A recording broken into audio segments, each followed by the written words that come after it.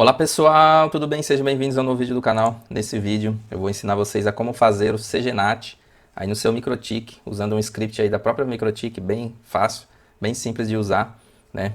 CGNAT aí que é o compartilhamento de IP público que a gente faz, que todo provedor faz no seu provedor. Alguns faz usando o Masquerade aí, que é o mais comum e é o que atende a maioria, e alguns fazem usando o CGNAT para quem tem IP fixo, ok? E quer distribuir exatamente a quantidade de portas para cada cliente. Então eu vou falar sobre o que é esse CGNAT, vou dar alguns detalhes sobre ele, vou passar algumas desvantagens dele, vou falar sobre o script e vamos botar esse script para funcionar na prática. Beleza? Vamos lá. Então o que é o tal do CGNAT, né, pessoal? É o Carrier Grade NAT. Ele surgiu aí para combater o esgotamento do endereço IPv4. Está em cima da RFC 6598, foi implementado em cima dela. A ideia aqui é basicamente usar aí um endereço nessa faixa 10.100.0.0/10, né? Então você tem toda essa faixa aqui /10 para trabalhar. Então, por isso que até chama NAT64 também, né? Porque ele vai em cima dessa questão aqui do IP64 e também da questão de colocar aí 64 clientes por cada IP público, né? Então você usa essa faixa dentro da sua rede, né, e executa aí o NAT no roteador de borda, né, convertendo assim vários clientes dessa faixa para um ou mais IP público aí. Devido à natureza dessa configuração, ele também é chamado às vezes como NAT 444. Beleza? Aí está o link do wiki da MikroTik, onde contém essas informações sobre o NAT. E aqui tem uma imagenzinha explicando mais ou menos o funcionamento do NAT. Então tem lá o cliente na casa dele, no seu PC, no seu roteador aí, né, no seu celular, onde ele está ali com os seus IPs privados, né, então que o roteador dele está entregando, né, então aqui está o roteador dele, aqui está o dispositivo do cliente, esse roteador está entregando normalmente alguma dessas faixas de IP, né, normalmente é essa última aqui, né, que é mais usado, o 92. Em cima disso, esse roteador está recebendo da operadora uma faixa de IP no 100.64, então eles definiram essa faixa exclusivamente para isso. E aí, quem entrega esse IP é um roteador que faz esse NAT, né? Hoje em dia existe até algumas caixas aí de equipamento somente para fazer NAT, né? Porque é um processo que, como vocês vão ver mais à frente, consome bastante processamento aí para ser feito. Então existem algumas caixas aí, principalmente para provedores grandes, só para fazer essa função do NAT aí. E aí ele converte esse IP privado aqui em algumas portas para o cliente usar na internet, né? E aí quando recebe a resposta ele volta através dessas mesmas portas para aquele IP privado, que por sua vez vai passar novamente aqui para o roteador, e o roteador vai passar para o dispositivo. Então aqui a gente tem um duplo NAT, né? Esse cenário que eu vou comentar também logo mais à frente aí sobre o duplo NAT, que é um problema, mas não tem o que ser feito. Mas o que você não pode ter é o triplo NAT ou até mais NATs aí. Cada vez é piorando mais a conexão. Tem alguns detalhes aí do CGNAT, né? Basicamente é feita a distribuição de portas para cada cliente. Ou seja, para cada IP privado você distribui umas portas. Então você vai reservar aí no CGNAT 64, cerca de 1000 portas, né, para cada cliente, para que ele possa navegar de uma forma minimamente satisfatória. Alguns estão fazendo hoje em dia aí, recomendam que seja 2000 portas, né, ou seja, você colocar aí 32 clientes por cada IP público. Então, da onde saiu essa conta, né, de 64 clientes? Como você vai reservar 1000 portas para cada cliente ao fazer o NAT, e o IP suporta cerca aí de 65.000 conexões, né, ou seja, 65.000 portas abertas ali, então a gente pode atribuir aí para 64 clientes, sendo que as 1000 primeiras portas, né, da 0 até, da porta 1 até a porta 1000, são portas muito baixas, ele fica reservado, né, não é utilizado essas portas. E se você colocar mais do que 64 clientes, que já é um número grande atualmente aí, certamente você terá problema. Então se você tem um link de internet com um IP público chegando ali no seu MikroTik, você coloca mais de 64 clientes por IP, você já começa a deixar a conexão do cliente muito ruim, né? Você terá problema aí com navegação, porque primeiro não tem a distribuição correta de portas, então uns pode usar mais do que os outros. Às vezes você nem está usando todas as 65.000 portas, né? Mas mesmo assim você pode enfrentar problemas, que eu vou falar já nas desvantagens, né? Então assim, quanto menos cliente por IP público você colocar, melhor será a conexão do cliente, seja fazendo NAT, seja NAT ou não, né? Fazendo NAT você vai fazer de qualquer jeito, né? Que é o tal do conhecido masquerading lá, né? No masquerading ele atribui portas aleatórias e não tem uma restrição do número de portas. Além de outro detalhe do CGNAT é que você só pode fazer o CGNAT tendo pelo menos um IP fixo, porque a regra é feita em cima do IP, né? Então não tem como você, com IP público, dinâmico, fazer o CGNAT. Tem como você fazer o masquerading, que é o que a gente acaba fazendo no dia a dia aí na maioria dos casos. Esse mapeamento de porta, algumas pessoas também usam para usar como uma base para fazer o log de conexões, né? Porque quando você faz o CGNAT, você define que aquele IP daquele cliente, né, aquele determinado IP privado do seu cliente, ele sempre vai sair por aquele range de portas, né? Então assim você vai saber qual IP foi aí, estava usando aquele range de portas, né? Então imagina lá, você tem lá um IP fixo, você tem lá um IP fixo e você tem 64 clientes atrás desse CGNAT. Cada cliente aqui vai ter 1.000 portas, um intervalo de 1.000 portas. Então você sempre vai saber que aquela determinado intervalo de portas foi atribuído àquele IP privado específico. Então alguns usam isso para a questão de usar meio que para identificar o usuário, né? Isso se a solicitação ali da polícia, etc., vir com a porta, que é o que é difícil, que é o que normalmente eles não passam, né? Eles costumam não passar qual é a porta que foi usada para a conexão. Além disso, toda essa identificação depende de muitos fatores que costumam e dão problema. Por exemplo, IP dinâmico no PPoE é um problema muito comum, né? Ou seja, você tem ali um IP que não é fixo, né? Nesse caso aqui você já nem conseguiria usar o CGNAT, né? Porque ele vai alterar o IP. Então você já vai ter problema com isso daqui. Na verdade aqui eu me confundi. Na verdade IP dinâmico no PPoE é o IP dinâmico que você entrega para o seu cliente no PPoE dele. Então o IP dinâmico que você coloca no PPoE. Então se cada cliente seu ele pega um IP aleatório, você já não vai saber quem era aquele cliente que estava usando aquele IP. Para isso você vai precisar do sistema de gestão para poder puxar naquela data qual era o cliente que estava usando aquele IP privado naquele momento. Outro problema que pode dar é mudança na regra. Então hoje você fez um tipo de regra, amanhã você altera, automaticamente tudo vai por água abaixo. Toda essa questão de você usar isso como log já vai cair por terra aí, vai dar problema. IP público também tem problema. Se você tiver mais de um IP, se esse IP for alterado, para você saber de qual IP que veio, né, aquela solicitação, enfim, é complicado também. Né? E o próprio sistema de gestão, então você vai ficar dependente do sistema de gestão para passar a informação, por exemplo, aqui de quem estava usando aquele IP, seja ele dinâmico ou fixo, né? Essa informação vai estar ali no sistema de gestão. E isso daí pode dar um problema no sistema de gestão, o log ali não está sendo salvo por algum motivo, enfim, N coisas aí que pode acontecer, né? Então, o ideal para quem quer fazer para log, independente de você fazer CGNAT ou não, é você ter um sistema próprio de log. Inclusive tem um sistema bem legal que eu estou testando e resolve essa questão de problema de log. E em breve aí eu vou falar para vocês dele num vídeo, mas é um sistema muito, muito legal. Vocês vão gostar bastante aí. Existem várias soluções no mercado, mas essa achei bem interessante. Vou estar trazendo para vocês aí logo, logo, quando a gente falar sobre essa parte de log, de guarda de log, quais são as leis. Tem muito detalhezinho aí, né? Então, fiquem ligados aí. E aí, quais são as desvantagens de você fazer o CGNAT ou o NAT comum que você faz aí com o Masquerade, né? A primeira vantagem aí do NAT, ela é óbvia, né? Você tem menos endereço IPv4 público, né? E aí você coloca vários usuários atrás desse endereço.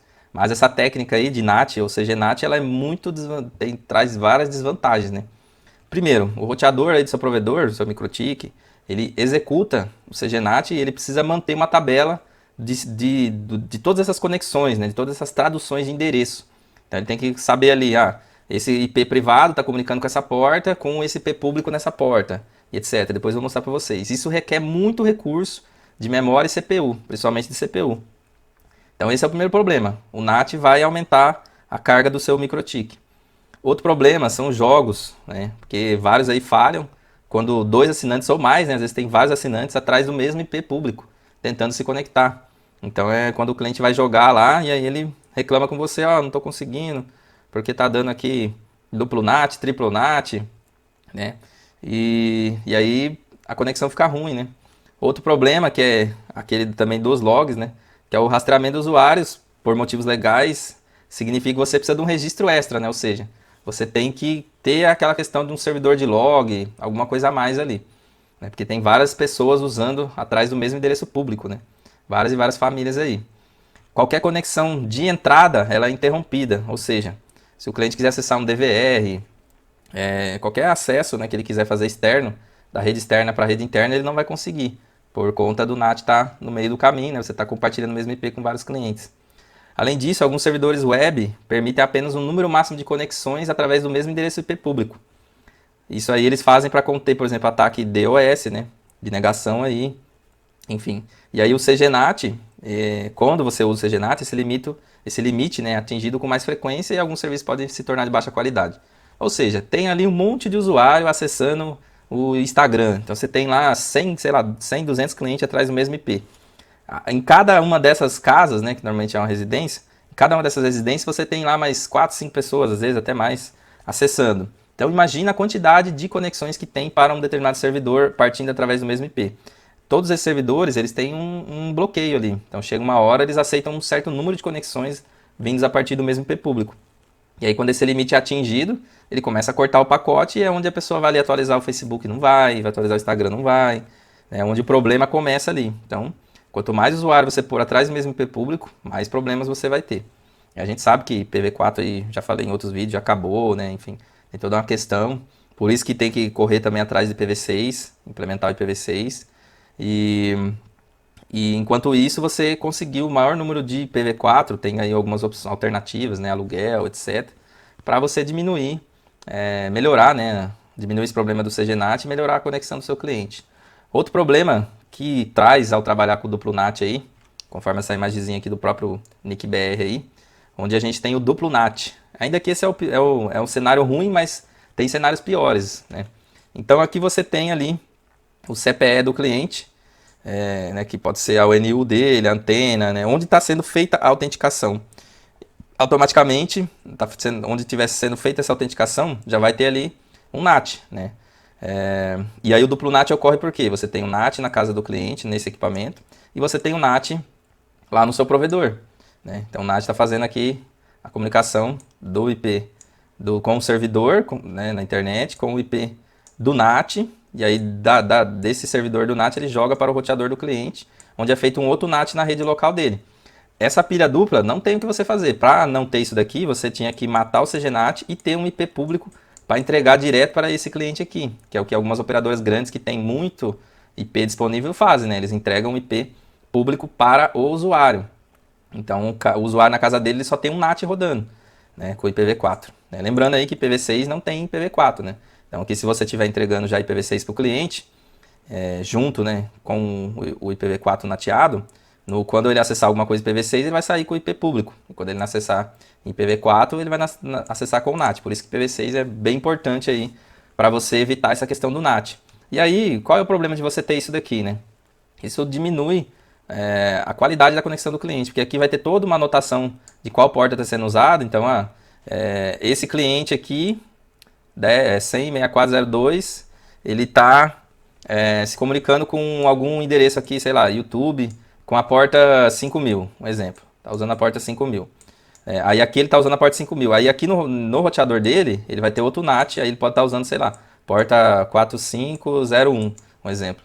Então você tem toda essa anotação de NAT dos dois lados. Então quando, sei lá, uma chamada de vídeo, alguma coisa assim que exige uma resposta de entrada, né, vamos dizer, também é criada uma porta, né? Então vamos pegar esse mesmo cenário e converter aqui para uma chamada de vídeo.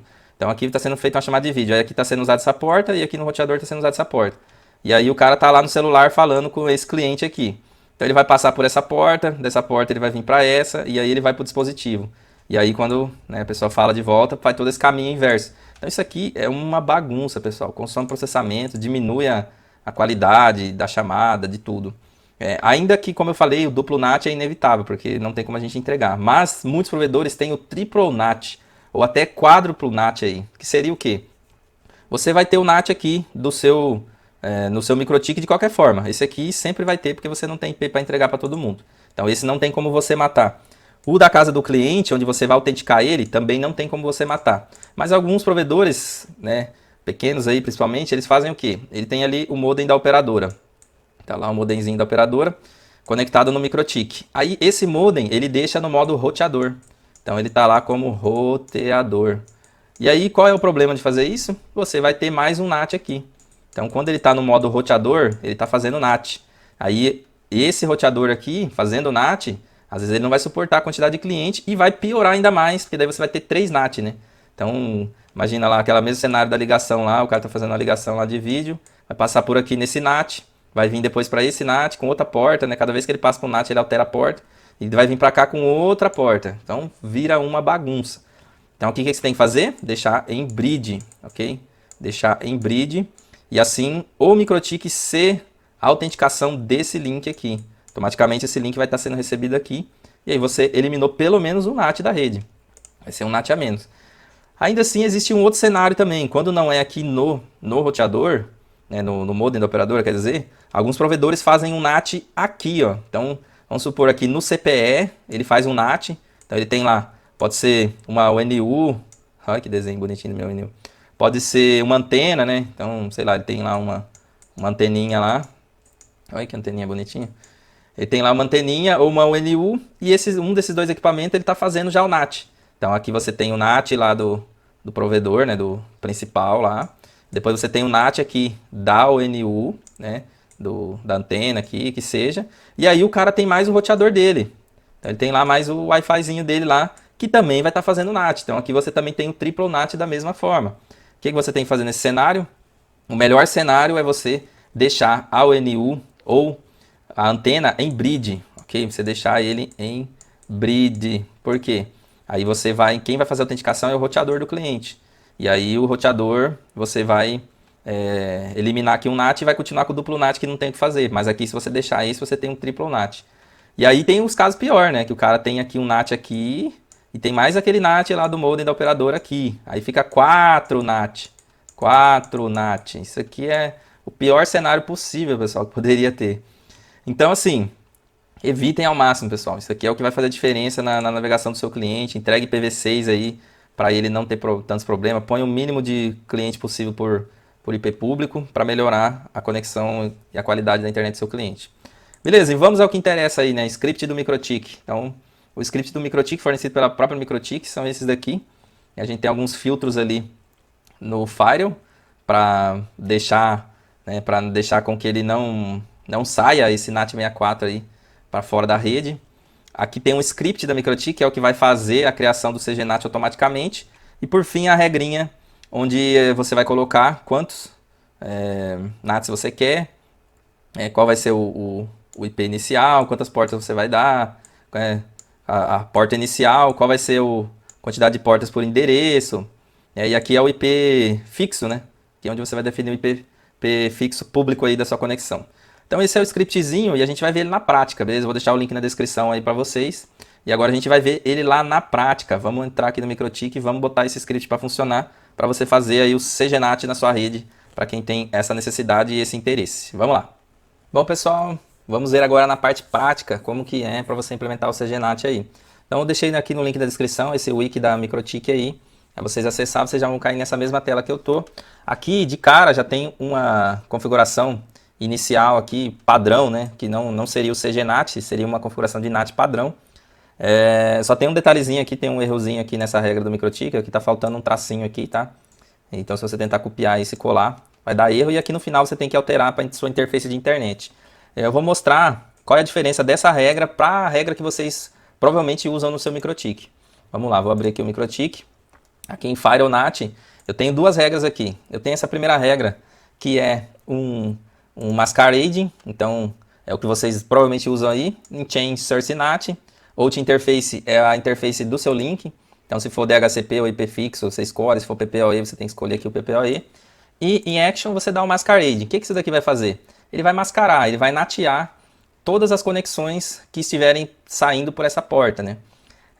Esse é o mais básico e você normalmente usa ele quando você tem IP público dinâmico, ou seja, um IP que ele é alterado, então você não sabe qual é o IP real ali, né? Porque cada hora ele pode estar um IP, então a regra não funcionaria, então criaram-se esse masquerade para fazer esse compartilhamento do IP. E aí quando você faz isso daqui, aqui em Connections é onde você vai ter todo aquele mapeamento de portas, então você tem o IP privado do cliente, a porta interna, vamos dizer assim, que ele está usando, e você vai ter o IP público, imagina que aqui desse lado seria o IP público, e a porta que ele está se comunicando do lado de lá, beleza?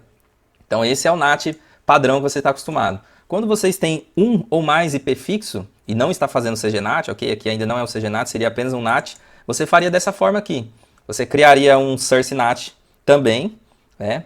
E aí aqui em source address você vai colocar a faixa de IP privada dos seus clientes que você queira que saia por esse link, né? Por esse IP, na verdade, por esse IP público. Então aqui você coloca a faixa de IP privada dos seus clientes para que ela saia por aquele determinado IP público. Então se você tem lá um /28, aí você pode definir uma quantidade de IPs aqui. Então você poderia definir aqui através do barra, né? Você poderia fazer aqui, sei lá, /24, por exemplo, né? E usar por exemplo, 64.1 /24 vai sair por esse IP, daí /2 /24 vai sair pelo outro, né? Você vai criando várias dessas regras aqui. Beleza? E aqui também você vai selecionar qual é a interface e aí o que muda? Aqui no Action, ao invés de você fazer o masquerade, quando você tem IP fixo, você vai colocar aqui source NAT e você vai falar para ele, ó, eu quero que essa faixa de IP privada saia para a internet através desse IP público. Aqui você vai colocar o seu IP público, sei lá, 189.12.50.1, não sei, pode ser o IP público que for o seu aí. Né? E aí você cria várias dessa regra, e aí se você tiver mais de um, né, você vai copiando ela, vai fazendo outra faixa de IP ou intervalo de IP aqui, fazer com que ela saia por outro IP. Assim você vai determinando que aqueles clientes, né, aquela faixa de IP privado saia por aquele determinado IP público. Isso é muito comum quando você tem mais de um IP fixo, né, e público no seu provedor para você conseguir fazer uma distribuição legal para os clientes. Tá? Mas isso não é CGNAT, isso aqui é uma forma de NAT que você pode usar. Se você usar só essa daqui, o Masquerade, o que vai acontecer? O cliente ele vai sair ali pelo IP, né? E ele vai sair sempre por um único IP, ok? Então se você tem lá um /28 e você está fazendo dessa forma, você está fazendo todo mundo sair por um único IP. Né? Dessa forma aqui, você pode definir qual cliente, qual faixa de IP vai sair por um determinado IP. Se você não colocar aqui o endereço, você vai fazer com que cada hora o cliente saia por um IP diferente. Tá? Então o mais indicado e recomendado é você fixar, né, o IP que cada intervalo de IP privado, né, vai sair por aquele determinado IP público. Esse é o melhor cenário. Beleza, agora vamos ao CGNAT. Então continuando lá ao wiki da MikroTik, né, que ele tem explicando tal. Primeira coisa que a gente tem é uma regra aqui de file. Então, vamos copiar aqui o file, onde a gente vai criar essas regras aí para filtrar, né? Então, a gente não quer que esses IPs aqui, né, eles saiam aí para a internet. Então, a primeira coisa que você vai fazer, copia isso daqui, e aí você vai pegar um bloco de notas, cola ali no bloco de notas, por quê? Aqui são comandos, né? E aqui a gente tem um comando que precisa ser alterado. Então, aqui é a sua interface pública. Então, aqui no meu caso, por exemplo, é ether1. Então eu venho aqui e vou colocar ether1 em todos esses daqui, beleza? Para criar esses filtros aqui para evitar desses IPs do NAT, ele saia para fora da internet, né? Enfim, tem encaminhamento de pacote para fora, o que não pode ocorrer, ok? Que vai dar problemas aí na sua rede. Então aqui já colei todos aqueles comandos, né? Já vamos dar uma olhada neles lá. Então eles vieram parar todos aqui em filtros, tá vendo? Então aqui ele criou já automaticamente todos os filtros, filtro de entrada, filtro de saída, filtro de encaminhamento, e aí esses IPs eles não vão passar para frente da internet. Então esse é o primeiro passo aí que você deve fazer. Depois a gente tem aqui o script. Então você vai ter aqui esse script, você deve copiar ele, ok? Você deve copiar ele e a gente vai criar ali no MikroTik esse script. Para quando você chamar ele ali, né, ele vai criar automaticamente as regras. Tá? Então você vai copiar ele, vai lá no terminal e cola. Beleza? Automaticamente ele vai criar eu não sei exatamente se ele fica aqui em script, né? Na verdade ele nem fica aqui, ele fica aqui, ó. Ele criou aqui, tá vendo? Os dois comandos aqui que ele vai usar, né? Para poder fazer o NAT. Então é uma forma de script, né? Beleza? Então você copia ali do wiki da MikroTik e cola no terminal sem problema. E por último, é aqui onde a gente vai chamar aquele script que nós criou e ele vai criar o NAT pra gente. Beleza? Então vamos lá. Copia ali, né? Vocês viram ali que eu copiei aqui. E aí vamos colar aqui no terminal e a gente altera no terminal para ficar mais simples aí para mim explicar para vocês. Então vou colar aqui no terminal. Espera aí que tinha já alguma coisa digitada ali. Deixa eu abrir de novo. Ou eu copiei alguma... beleza. Agora veio certinho. Então, vamos ver aqui o que a gente vai ter que alterar. Primeira coisa que a gente vai ter que alterar nesse script é a quantidade aqui de NAT que você quer fazer. Então, se você quiser fazer um 64, se você quiser fazer um 32, né? No nosso caso aqui, vamos fazer o NAT 64 aí, padrão. Aqui em Source Address vai ser o endereço de privado que você está usando no cliente. Nesse caso aqui, a gente está usando a faixa 100.64 1.1, beleza? Mas você vai alterar de acordo com o NAT que você fez aí. Então você pode ter um 64.100, né? Você pode ter um 64.50, aí você que vai definir a classe que você está trabalhando, de acordo com a sub-rede aí que você está trabalhando. Aqui em ToAddress é o IP público, fixo. Então você vai falar, ó, eu quero que esses 64 clientes nessa faixa de IP aqui saiam por esse IP público. Você vai colocar o IP público dele aqui, beleza? Aqui é quando é o início da porta, então a porta começa na porta 2000, né? Como você poderia fazer, começar na porta 1000 aqui, né? Deixar as 1000 primeiras portas ali já direcionadas. E aqui é quantas portas por endereço você vai dar. Então, se você está fazendo um /64, você dá 1000 portas. Se você fazer um NAT 32, você pode dar 2000 portas e assim por diante, né? Você vai ali dividindo. Beleza? Basicamente é isso. E você vai dar um Enter e ele já vai ter feito todas as regras para você lá no NAT. Ó. Veja que maravilha. Estão todas aqui. Né? Aí você fala, nossa senhora, quanta regra? Muitas regras mesmo. E eu vou explicar para vocês agora o que é cada uma dessas regras. Né? A gente tem aqui em cima, primeiro uma divisão aqui, né? Como se fosse uma divisão. Né? Então ele pega aqui, deixa eu pegar aqui o primeiro. Ele vai pegar aqui o endereço do 64.1 até o 64.64, vai fazer essa regrinha. Depois ele vai dividindo, ó, tá vendo? Do 1 até o 8, do 9 até o 16, do 16 ao 24, 24, né? Até chegar lá no 64. Até passou aqui um pouco. 60 era para acabar aqui no 64, veio mais um aqui. 65 até o 72. É estranho. Não sei se isso aqui vai impactar no uso do dia a dia. E as regras aqui de baixo, aqui no SourceNAT, você tem todas as regras que ele criou aqui. Ele vai ficar com essa chain meio esquisita mesmo, tá? Que ele vai puxar, ele vai fazer ali a divisão, né? Então não se preocupe com isso daqui, vai rodar belezinha. Aí aqui ele vai ter o Source Address, vai ser o IP. Então, por exemplo, ó, o IP final 1, né? Que foi o primeiro IP lá. No protocolo TCP, o que ele vai fazer? Ele vai jogar para o IP público, que a gente definiu lá no script, né? E nesse intervalo de porta, ó. Então tá vendo que ele tá dando aqui, ó, 1000 portas para o cliente, da porta 1000 até 1199. E ele faz a mesma regra para o UDP. Então é uma regra para o TCP, uma regra para o protocolo UDP, uma regra para cada IP. Então você tem aqui pro IP1, pro IP2, pro IP3, pro IP4, pro 5, pro 6, pro 7 e assim por diante, né? Até o 64, tá vendo? Aqui tá morrendo certinho o 64. Só ali em cima que eu não entendi porque que ele criou aqui essa do 65 até o 72, mas pode ser algum bugzinho no script, mas acho que não vai impactar. Então tá aqui o NAT 64, ó, criado aí, certinho, beleza?